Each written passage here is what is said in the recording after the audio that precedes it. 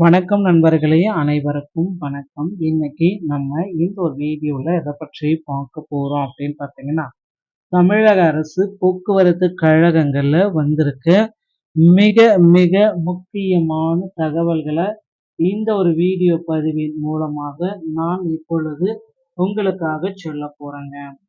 So driver conductor டிசிசி இதோடைய appointment order bending லிஸ்ட்ல இன்னொரு 700 பேர் இருக்கு.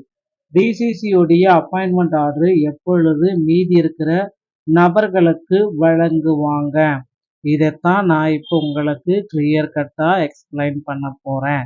ஸோ டிசிசியில பொறுத்தவரை கிட்டத்தட்ட 3724 பேருக்கு 2500 பேருக்கு போட்டாங்க. மீதி 700 பேர் வந்து பார்த்தீங்கன்னா ஹோல்டில் இருக்காங்க. ஒவ்வொரு மாவட்ட வாரியாகவும் டிடிசி உடைய நியமனத்துல தடைகள் மட்டும்தாங்க இருக்கு. கொஞ்சம் கொஞ்சம் பேர் வந்து பார்த்தீங்கன்னா வெயிட்டிங் லிஸ்ட்ல வைக்கப்பட்டிருக்காங்க டிடிசி உடைய நியமனத்துல. ஏன் அப்படின்னு நம்ம கேட்குறப்ப விரைவில் வந்து பார்த்தீங்கன்னா அவங்களுடைய டாக்குமெண்ட் பெட்டிங்கு இந்த மாதிரி இஷ்யூஸ் வந்து பார்த்தீங்கன்னா சில இஷ்யூஸ் அவங்க சைடு இருந்து இருக்கு. சில நேரடி நேர்காணலில் வந்து பார்த்தீங்கன்னா அவங்க வந்து சான்றிதழ் சரிபார்ப்பில் ப்ராப்பராக டாக்குமெண்ட் எதுவுமே சப்மிஷன் பண்ணலை, அதனால அவங்கள ஹோல்டில் வச்சிருக்கோம். ஒரு சில மாவட்டங்களில் இதை ஓப்பனாக சொல்லியிருக்காங்க.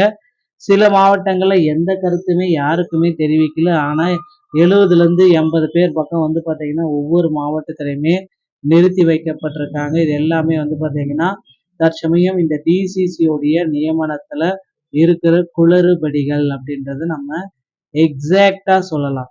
ஸோ டிசிசி டிரைவர் கம் கண்டக்டருடைய மீதி இருக்கிற அனைவருடைய அப்பாயின்மெண்ட் ஆர்டர் எப்போ சார் நமக்கு வரும் அப்படின்றது நீங்க கேட்கலாம்.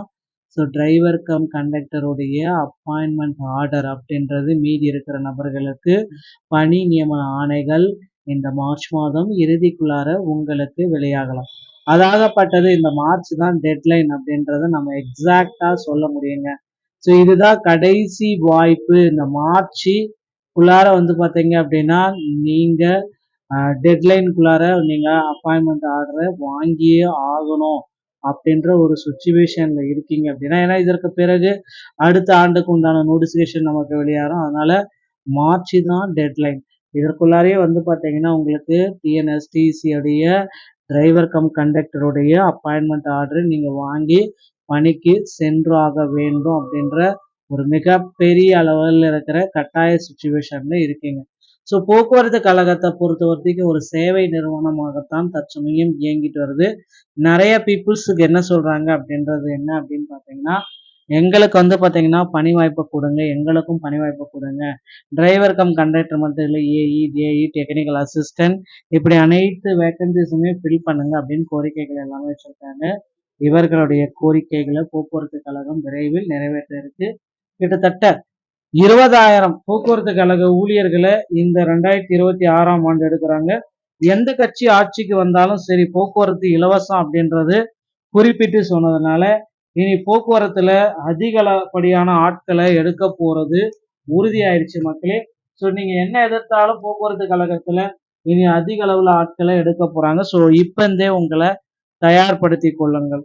இந்த மாதிரி போக்குவரத்து கழகத்துல வந்திருக்க முக்கியமான தகவல்களை நீங்க உடனுக்குடன் தெரிஞ்சுக்கணும் அப்படின்னா நீங்க நம்முடைய சேனலோடு இணைந்திருங்கள். மீண்டும் ஒரு நல்ல தகவலோட நான் உங்களை சந்திக்கிறேன்.